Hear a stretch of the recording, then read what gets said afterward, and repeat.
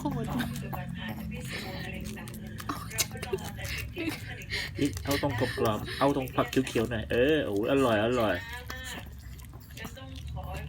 เป็นไงลูกอร่อยไหมจับดีจับให้โอ้โหสุดยอดมากเลยลูกเอาให้หมดอันนี้หมาเลยก็ตาย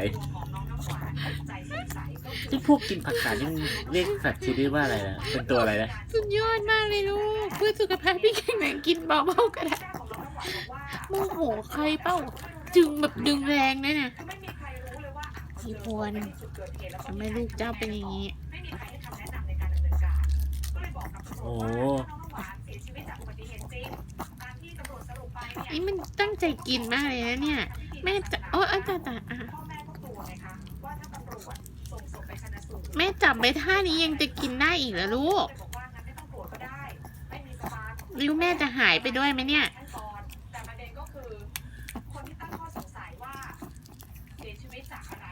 อร่อยไหมก็ดีอยากกินพิซซ่า